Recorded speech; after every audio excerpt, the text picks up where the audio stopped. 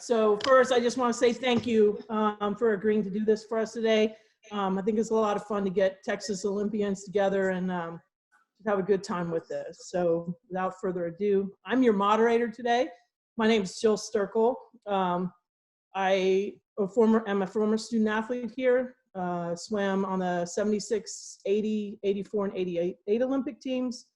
And my fun little fact is that I was a member of the 1980 team, maybe not so fun fact, but that was the Olympics that were boycotted. So I have a little sense of understanding and feeling what you guys are going through. And hopefully yours is only a 1-year hiccup as opposed to a 4-year hiatus. So without further ado, I'd like to have everybody introduce themselves, say what their sport is, the Olympics they competed in, and if you have a fun little fact, go ahead and share it. We'll have fun. So Rachel, you'll start us off.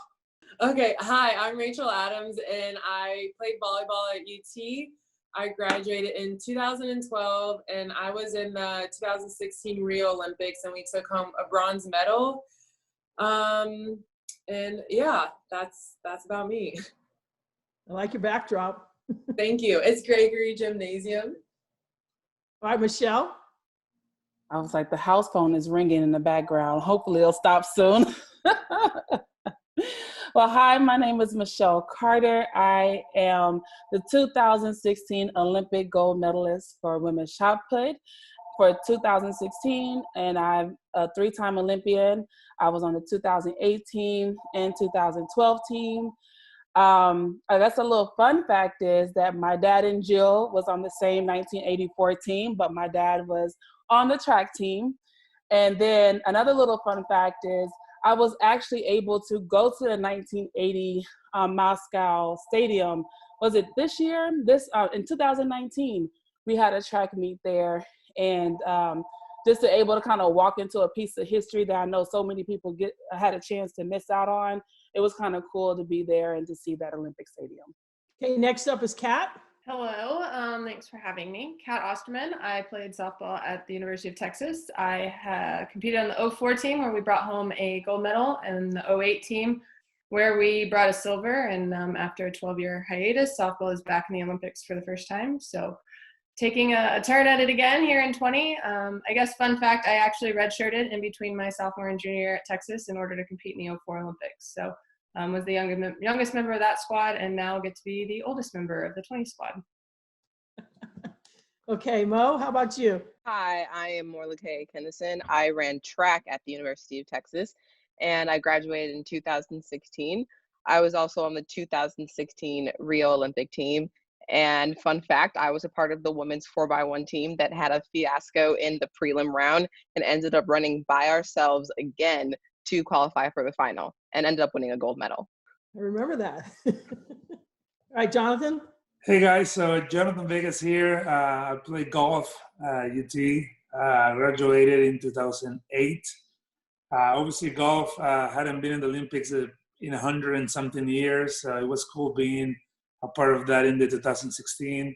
And like I said, I mean, never dreamed about being in the Olympics, and it was cool to be a part of it by itself. Yeah. Cool. And Laura. Hi, I'm Laura Wilkinson. I dove for the University of Texas back in the 90s. I might be one of the older ones in the group here. I went to the 2000, 2004, and 2008 Olympic Games, won gold in 2000, and after a 9-year retirement, I'm back training for the next Olympic Games. And my fun fact is I now have 4 kids in tow. And Courtney? Hi, I'm Courtney Okolo. I was on the 2016 Olympic team for the 4x4 relay, and we won a gold medal. I don't really have a fun fact. I guess the gold medal could be a fun fact. That's pretty fun. Yeah, it's pretty fun. All right, so now I'm going to throw out some questions. I mean, I think whoever wants to answer them can kind of jump in. I may single people out to add something or ask a question on top of that. But again, just feel free to, share the thoughts that come to your head. But just really checking in to see how you're doing, just health and safety wise. And I know everybody's probably been a little locked up, but so how are you doing? What are you able to do right now, if anything, in terms of training? and just kind of give us a little bird's eye view of that. Yeah, so obviously, extremely hard as a golfer. Everything has to be outside. I think one of the hardest things is that as athletes, right, we're always moving, always doing something, and sitting at home, not know what to train for, not know what to expect. Just having the uncertainty of not knowing when we're gonna compete again. It's a little mind blowing. I think that's the part that it's kind of driving me crazy. And even though golf, as a professional golfer, is one of those sports that we probably have more events than most sports. So I could say that we could have in a month or so. But even that, just sitting at home, not knowing when to complete and play, it's been pretty draining. I would say for me, of course, I don't get to go throw like I would like to, but the good thing about the throws, we're not always inside the track. So I do have a little spot that I've been eyeing. So when things kind of clear up a little bit more, I can go back to practice. But what I've been doing is kind of doing like at-home body weight workouts and getting in conditioning. So like some things I probably would kind of not do as much, especially this time of year. I just kind of go back like, okay, what am I missing? What I still want to work on? What I want to get stronger? And just kind of do like old school way of getting ready, like the lunges, the body squats, doing circuit training, which is different training for me. So I've actually been enjoying that training, and I've been running a little bit more, like going out for a jog, and I've been enjoying it. It's different, but I enjoy the different right now. For the team sport people, what is it like?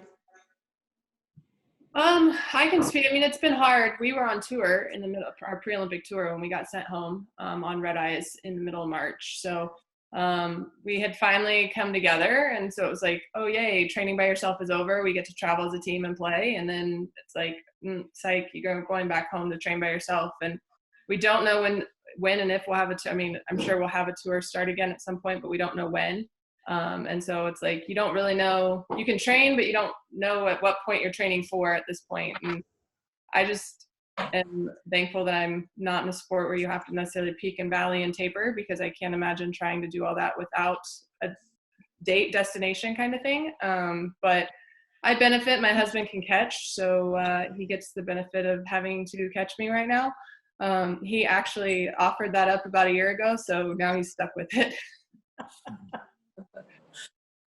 Yeah, I'm on a team sport. So when everything kind of hit, I actually was here in California where our training center is. And so many of my teammates were scattered playing professionally overseas. So many were in Italy when Italy got hit, and they were all trying to scramble back and try to find flight tickets and being afraid of being shut out of the USA. So they were going through like a whole different level of stress than I was. But luckily, our USA team kind of prepared us, and they're like, hey, we might not be able to come back for 2 weeks. They had no idea it was going to be for a month plus, but they sent us home with equipment to fill our garages with. So luckily, I'm still able to kind of Olympic lift.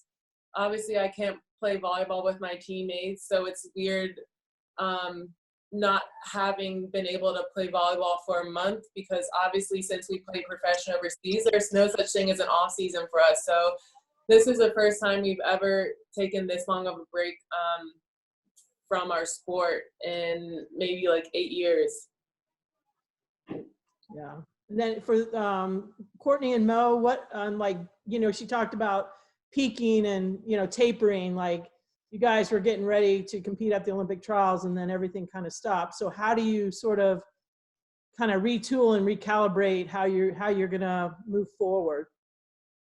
Fortunately for track and field athletes and just runners in general, even though a lot of like facilities are closed and tracks are closed, we're able to still get outside and run, even if we're just like on a grass field, which we've done a ton.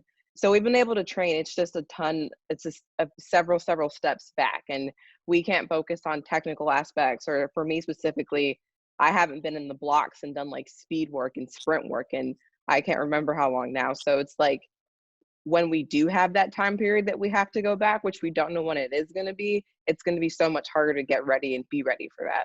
I train with Morlake, so pretty much everything we're going through, I'm going through too. But our coach has done a good job of just kind of improvising and making sure that we can still get a good workout in regardless of our situation. And then Laura, are we going off the 10-meter platform or?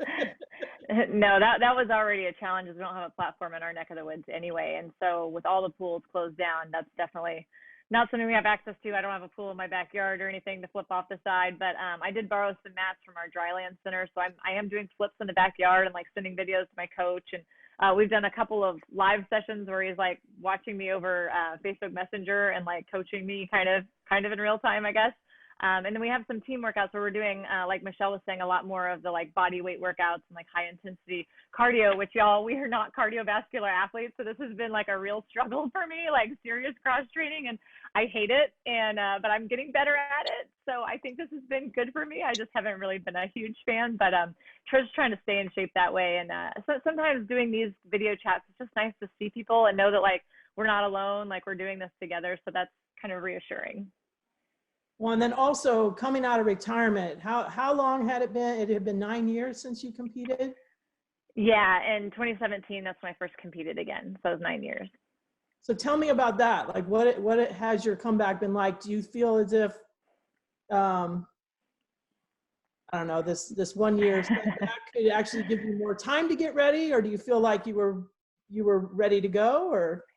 Yeah, I'm totally in a different situation than probably most of the athletes. I mean, I came back, and then the very next year we had trouble. We were adopting our fourth daughter from Ethiopia, and there were all kinds of issues with the adoption. So 2018 was crazy for me with that. We finally brought her home, and I finally got back into training, and then I found out that I had a really bad issue in my neck, and I had to have a 2-level cervical fusion at the end of 2018. So I spent all of 2019 recovering from a neck fusion, wearing a collar, and just trying to like get off the boards again. And so I was finally getting stuff going. I competed again in February and March. It was just starting to gear up. So, I mean, I felt like I was really going to be sliding into home plate there at trials, but I'm actually grateful for the time. So it's maybe just my position, but it is a blessing for me. I would have competed either way, but for me, I feel like now I have a year to really like, well, hopefully a year, depending on when we get back into training, but at least solid time to get my confidence back.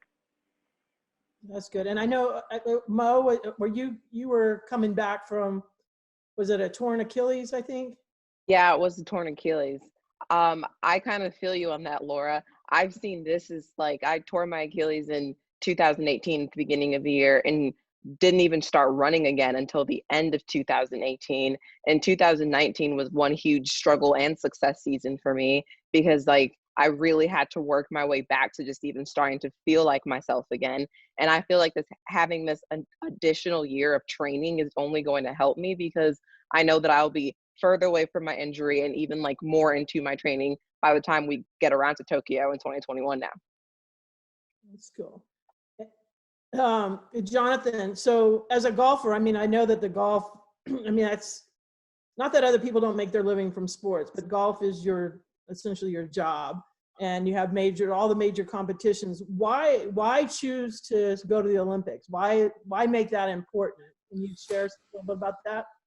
Well, I mean, I think it's, the same as everyone, right? So when you're an athlete, when you play sports, even though as a golfer we have other great major events, just being part of the Olympics, there's just nothing bigger in sports.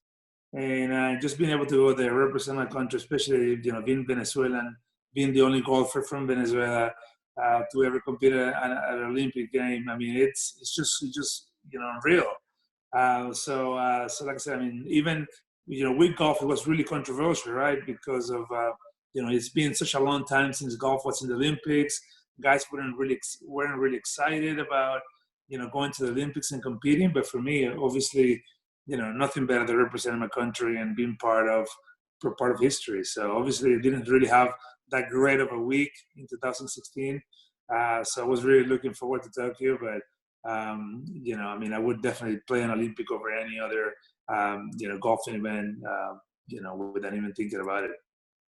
That's awesome.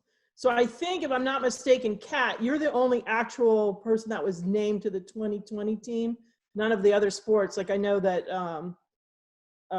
track, swimming, diving the trials were all coming up. So now they just keep the team and you guys keep going forward? Yeah, so that was ultimately our first question, was if we had to have another tryout. And thankfully, USOPC delegated that decision essentially to each sport. They got to decide how they wanted to move forward, whether it was with qualifiers or the team that's already named, that kind of thing. Because I know age-wise, going up a year probably allows some people to be eligible that weren't. And USA Softball told them that barring a major change in the roster, as if a bunch of players would say they couldn't do it, that they were going to recommend that this team be the team that goes forth for 21. And so far they've received positive feedback for that. So we're, I think, probably about 98% sure that we're the team going forward. But out of the 18 of us, as far as I know, no one has said that they wouldn't continue to do it.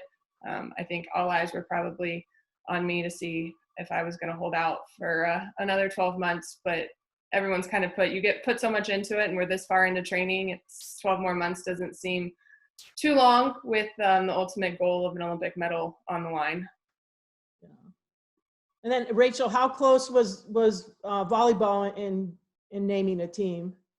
Yeah, we definitely weren't close at all. They decide about 2 weeks before the Olympics. So even in 2016, people's parents and families had tickets and housing, and you don't find out until like 2 to 3 weeks before the Olympics. So we were a long time away. But like you, I had knee surgery in September. So having that extra year to come back and get some real game time under me is huge. So it's cool to hear you guys say like that was so important, because this is my first injury. So hearing that benefited you guys, yeah, pumps me up. Good. And Michelle, how is you're defending Olympic champion. Has your lead up to Tokyo, has it been different than in the Olympics past? Do you feel more pressure, less pressure? Yeah. How do you take that on? I take each Olympic year as its own. I don't care what happened the year before or what happened last time. It's because I feel like the Olympics is so unique that anybody can be ready on that day. You don't know what kind of upset's going to happen. Like, you just don't know. So I'm just taking this year every day as it goes, because I know for me in 2016, if I could have planned the perfect year, it was almost perfect until about 3 or 4 months out from the Olympic trials, when I ended up having a herniated disc in my back. And everything that happened after that, it was just a whole big question mark, like, what's going to happen? Am I going to be ready? Can I actually do this? And so going through that experience and training for it and still winning lets me know that I don't take anything for granted. And I take each day as it comes and prepare for that, because each year has its own unique set of situations. And like, just like how everybody else talked about, I had surgery at the end of 2017. And 18 was like a recovery year. 19 was like, hey, let's get back in the rhythm year. And then 2020, I'm like, okay, let's go. And I'm like, oh, I get more time. Thank you. Like, I'll take that right now. Because you push so hard all the time to stay on schedule and to stay in rhythm, especially for track and field. It's the same thing. You kind of know when you're revving up and when you need to be ready. But then now to kind of like pause and really check in with my body, go back to some things that we try to like rush to get ready, and make sure that I'm healed and feeling my best to get ready for this 2021 Olympic Games. I don't think I have a comeback story, but I definitely am. I think there's a lot of blessings in having, I guess the year having it postponed a little bit. You always get more time, so I think it could be good. I think it just makes the anticipation even more. So we're just all even more motivated than before to get ready for the Olympics. So in 2016, you ran on the relay, right? The 4x1 or 4x4? I can't remember. 4x4. Okay. And yeah. So do you feel like that experience has helped, that getting that Olympic experience underneath your belt? I know you got a gold medal, so it's more than just Olympic experience, but being there and being part of that, you think that's going to help you, Yeah, I think so. And I think that, and then just the 3 years in between has, given me a lot of experience on bigger stages. And I guess that would be like my rookie. That was I was coming out of college, so that was like my rookie year. So now I feel like I'm in a lot different place than I was back then. And I definitely have a lot more experience. And now with the year, I'll have even more experience by the time it gets to 2021. So yeah, I'm just taking it all, one day at a time. And I think, it's what's going on is like really tough, and it's a lot of people are struggling, but I can look at it in two ways. And I think that this could be like a blessing in disguise, having some more time. Yeah. So any advice just on dealing with the current COVID situation, like any pearls, words of wisdom? I know you all have some, have a great outlook on things, but anything in particular you want to say, offer out there to the nation? I think one thing probably all of us could agree on, that it sounds like most of us have had injuries or come back from something, or retirement, and I think we start to learn that as you go through these things, you can either let that break you, or you can allow that challenge to make you stronger. And so every time I have something like some kind of struggle or some, kind of challenge that presents itself, I mean, yeah, I still get mad, I still get frustrated with it. It's okay to have those feelings, but to realize that within that, there is something in there that can maybe grow you in some way that you wouldn't have done otherwise. And so to look for that, to like actually proactively look for that way that you can grow in that time so that you will come back stronger.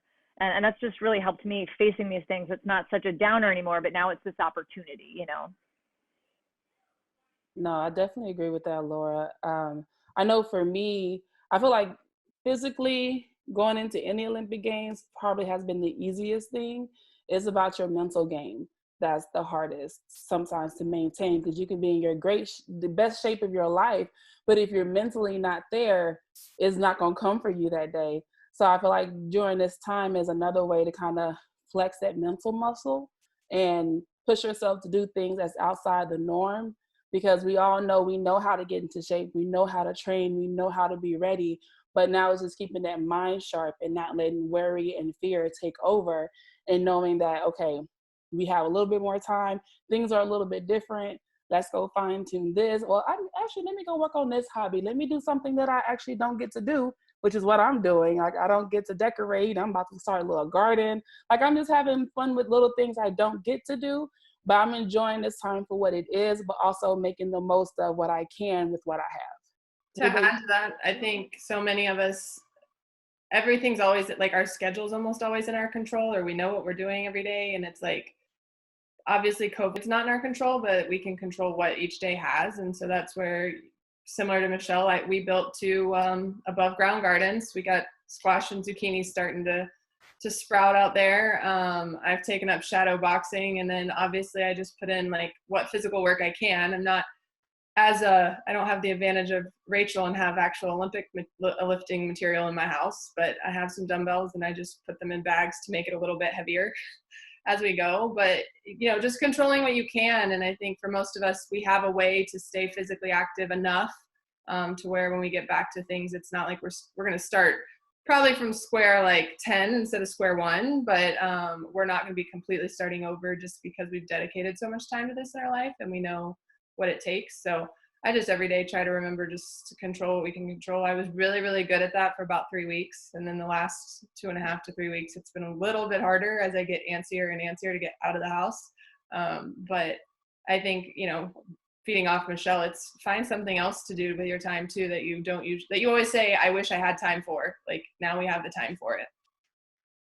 I think the biggest perspective for me has been realizing that for a lot of us, our situation is actually not that bad in comparison to other people and how they live their life every day, not in a global pandemic. We're in a global pandemic and we're stuck at home with our TVs and our Netflix and our games and our air conditioning, and we have to wait in line to go to the grocery store, but there's still food there. And there are people who live their lives every day without all the things that we are saying is us suffering. And so for me, it's like, yeah, we're going through a hard time by now, but still be grateful for what we do have. And it also is allowing us to like take a step back from our sport in such a way that we're always so like, our minds are always so focused, our bodies are always so focused that you never really get a chance to take a step back, relax, and decompress. And it's giving us the opportunity to really decompress because there is no competition that you have to be on level 10 for. And you can actually just relax and let all the body parts, and whether it's your head or your body, for once actually take a break. I connect with everything that you guys said, but something that I had hit me really hard is the connections. I didn't realize how much I was taking for granted the connections that I had when I went into the gym, and being able to say good morning and being able to have those side conversations. And what something our team is doing, we're trying to be better leaders, because now that we have a year, we are trying to take advantage of being a better team, better teammates. And I can say, like, I don't think I was the best teammate I could have been for if the Olympics were going to be in 2020. And now I can take time to build those relationships and dive deeper into like getting to know my teammates. So, and just growing through this, like you guys said, take it one day at a time, and where you can grow and things that you can add to that mental game and that headspace. And yeah. I mean, what I would say about that, obviously, none of us has, ever thought that this would ever happen. But one of the things that actually gave me was, the ability to spend time with family, right? So I have a 4-year-old girl and a 9-month-old boy.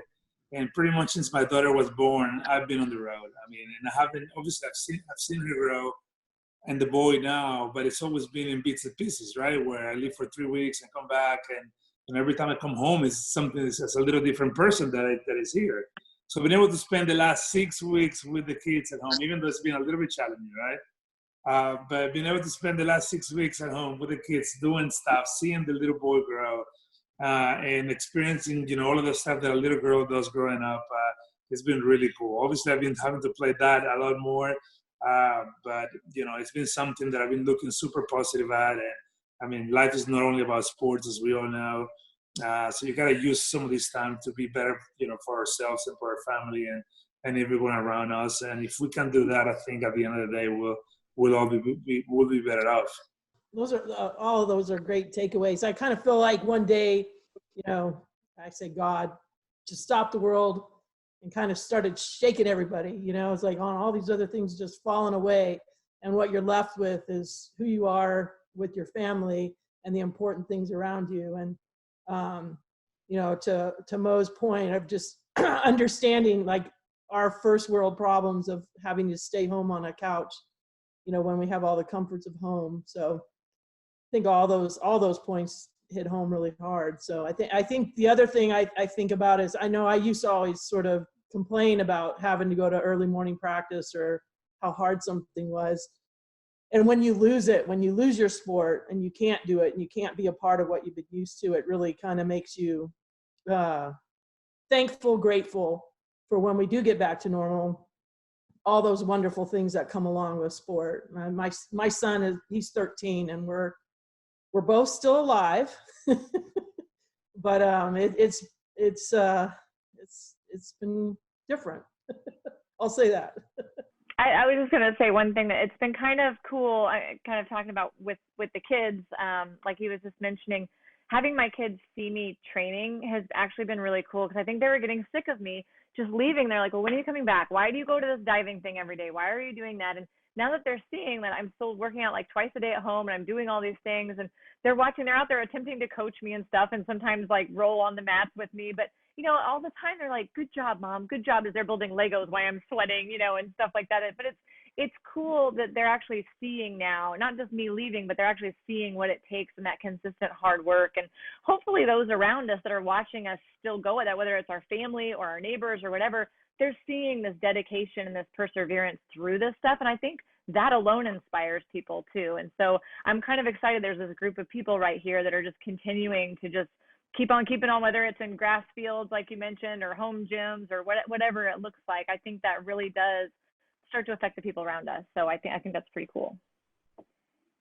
Yeah, it's funny because the other day I was working out. My sister comes over, we work out in the garage, and my neighbor said, "Oh, I just love watching you guys because now I get up and go walking." So it is like this, it's contagious when you're doing something good for yourself and people are seeing you doing that. Like it's contagious and it makes them want to do that. And like Jill, you said something earlier when you talked about the fact that you kind of have to sit there and look within yourself. You do have to do some self-checks during this time, which is healthy, because then you kind of can reevaluate what's valuable to you or what needs to be a priority. So I can know for me, I spend a lot of time probably saying yes to too many other things that keeps my schedule busy. But now that I realize the value of time, and we don't know how much time we have, that I'll start to plan things a little different, and that it's okay to say no, to take that time for myself, because I realize how busy and how stressful just trying to appease everybody and taking every opportunity when I probably didn't have to. And that's okay. But now it's like, okay, I have time to actually reflect, reevaluate what's really important to me and what's going to make me happy moving forward, and choose from there. I just think it's great that we're able to all be on a chat together like this, because there's so many Texas Olympians, and I think that outside of our individual sports, we don't really know each other. Like, I know who a lot of you are, but I've never met you before. I've never talked to you before, other than Michelle and Courtney, of course, because track and field, we all know each other. But outside of that, like, we'll be on the same U.S. Olympic team, not ever speak to each other, and we went to the same university. And so this is cool. I think it's great that we're getting to do this. Yeah.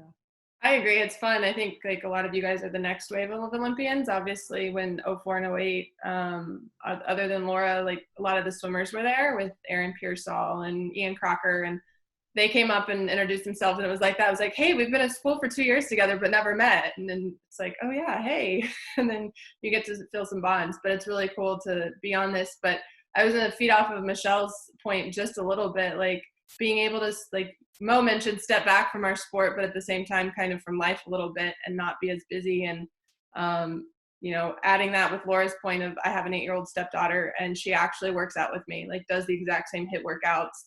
May not know how to do a squat perfectly correct, but we're getting there.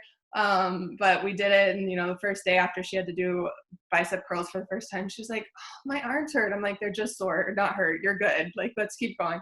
But now she loves it. And she'll ask every morning, hey, do you have one of those workouts we can do today? So it's just fun to figure out in this time that we can still motivate people.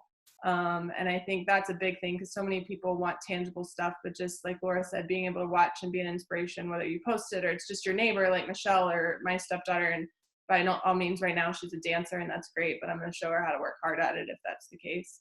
If you didn't see, I about broke my ankle dancing with her a couple weeks ago. But it's just a fun time. As much as it's a downtime, it's a fun time to be able to find new ways to do things and being able to take time for ourselves. Can I ask Jill a question? Mm-hmm. Hey, will you tell, like, how did the whole boycott play out with you? My coach was also, he was from Canada, but he was on the 1980 boycott. So, like, how did all that pan out for you? And, like, how was all the kind of fallout from that? Yeah, like, so 80 would have probably been about my prime. I think that was kind of where I hit my peak in my swimming career. So it was a little unfortunate that it happened to be that one. It did, I think, kind of give me the, I don't know, goal of going 4 more years. And I think one of the I always say in the sport of swimming, for instance, it sort of raised the age of women athletes in swimming. Like when I was swimming in 1980, I was in college, and that was kind of unheard of. You know, like you were supposed to be washed up when you hit 16 or 17 back in those days, right?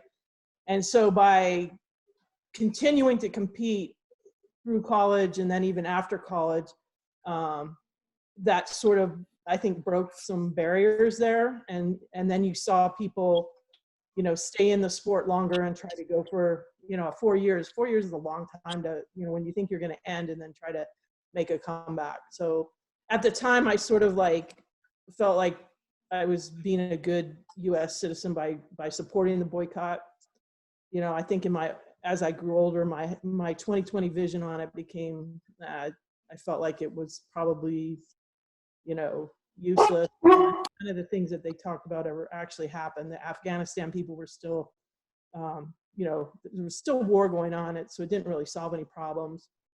In this particular situation, it's a little bit different because the whole world is experiencing something of danger, and by kind of the unknown virus. And so when I, you know, I knew that they were starting to talk about you know, canceling the Olympics. And I thought, geez, you know, like, is there a different way? Like, you know, in a year, let's reassess. Like, let's plan for next year so that it's just a 1 year. Like 1 year to me is, you know, I said earlier, like a hiccup, like something people can recover from, and it's not, it's devastating, but it's not, you know, doesn't take you completely out. 4 years is a long time, and you all know that. I mean, you know, so I don't know if that answers the question, but kind of. Yeah. There's Thanks people for sharing that, you know, the hardest stories are the ones of the people who made the 80 team and then went for 84 and didn't make it. I mean, the 84 Olympic trials for swimming was in just some cases, there were just heartbreaking things that you saw happen that was just like, no, this isn't right. Like, this person should have made it, but you know, everything happens for a reason. So, but I think that was the hardest thing, seeing people who had stayed in it another 4 years, and then, you know, they may have been a world record holder in 80, and then 84 didn't make the team. So that was hard to see that. Yeah. Well, thank you for sharing that. I appreciate it. I was just curious of your perspective and what that was like, because I know it was different, but yet there's some similarities. Yeah. You said you competed in the 04 and 08 Olympics, right? What made you decide to come back several years later? I never planned on it. I mean, it was kind of like Jill, like back in the day, like in 2000, when my first games was, I was 22, and most people, they would like dive through college, and then maybe that whatever trials was right after college, and that was kind of it, and they moved on and they had their real life, you know, and then that was it. And so to keep going seemed, you know, kind of rebellious. But I thought in 2000, like, I mean, I was obviously really happy that I won, but I thought the difficulty, I could have done a lot more, and I wanted to see how good of a diver I could be. And so that kind of spurred me on to another 4 years, and I learned a whole lot of new dives, and I came within a handful of points of the medal, the podium again in 2004, which was really frustrating, which kind of drove me on to at least go one more year. And after I won Worlds the next year, I was just kind of like, I feel like I can do more. Like, it was more about, I mean, yeah, it would have been great being on the podium, and that was always the goal, but I wanted to see what I was capable of. And so by 2008, I had added a flip or a twist to every dive that I'd done in 2000. I could do my entire 2000 list on 5 meter, like on half the size. And so we like revolutionized my event, and like, they're not even doing those dives today. Like, it went back downhill after 2008. And so, which is one of the reasons I decided to come back in, because I was like, if I could get my dives back off, I could still be competitive, and I am. And so, but it is always, to me, like, yes, I want to win. I'm competitive. I want to be a gold medalist, but I want to know how good I could be. I don't want to be the best woman. I want to be the best athlete. I want to be the best diver, and I want to do the hardest dive I can to the very best of my ability. Like, that was more of the internal, like, finding out what I'm made of. You know what I mean? Yeah, that's cool. Yeah. I just wanted to let you guys know, I don't know every single one of you personally, but I definitely took some motivation today just hearing your stories and how you guys are battling, even if it's like doing jogging for the first time, which we normally don't do, or doing HIIT workouts or working out with your kids. Like, I think you guys are all an inspiration, you know, even to me. So you got me pumped up to keep going even during these hard times, because I don't know if it's like this for you guys, but some days it's hard to find that motivation. One of my teammates was telling me that she was on the bike, and she's like, I just started tearing up because I don't, you know, like, when is the end going to be? So I know just hearing your guys' voices on a day when it's going to be tough for me, I'm going to remember that. So thank you for just being on here today. Definitely been a huge pleasure for me. I mean, obviously, you know, to reconnect, and I don't know most of you guys either, but just to reconnect and think about, you know, our time back at UT, how much fun we had, and, you know, we're adults now and going through all of this. You know, like I said, it's good to see people again, to see how everyone is going through this, especially when you don't see much people, you're not in touch with a lot of people right now. It's hard to see and feel the world right now. So it's kind of good to see everyone doing well and staying strong. And, you know, I'm sure we'll get through this, and hopefully we'll get to see you guys one of these days. It's been fun. Sorry, my dogs yanked my computer cord and I got disconnected for a while. But it's awesome to hear. I think for most of us, it sounds like the extra year is going to actually benefit. I'm in the same boat as Laura, having retired. An extra year makes you feel like you're just a little more confident going into it. So but I always think it's cool being from University of Texas and Olympian, because I think there's always a stat somewhere that we could probably place in the top 4 if we were our own country. And so I think it's really cool to represent not only our country, but obviously the University of Texas, because pretty sure for all of us, it was a very special place. And I know when I was there, it was a very special time, and it was fun to see everyone excel. So, but we'll be pulling for all of you to make your squads, and hopefully see a few of you over there if our competition times overlap. Track was always the week after swimming, and I don't know what I did, but I didn't go to other events. I've actually been to a diving event when I went in 2008. I went to a diving event. Yes. Do you remember which one you went to? No, I don't. I don't remember which one, but I know I went. I went for 2 days. Oh, that's awesome. You rock. I always think it's fun over there too, because they always give us a TV in our room in the village that like pretty much only streams the Olympic Games. And if you pay attention, I think USA always put out like who's competing at what times. And so I remember watching certain people compete. I know I watched Sonia Richards run one night. Everyone else was asleep in the apartment, and I like snuck out into the living room to turn it on. So I was like, I've got to watch this. But we'll definitely be watching for all of you guys. Well, it's been an inspiration listening to you all. Reminds me of a long time ago. So, but I just want to say thank you for taking the time to be with us today, because we really do appreciate it when our Longhorns give back and show their Texas pride. I mean, it's really cool to see. So, well, I wish you all the best of luck, and hook 'em horns, and 2021, here we come, right? Yes. Yes. Here we Welcome. come. All the best. Take care. Bye. Thanks, guys. Bye, guys. Bye. Thanks.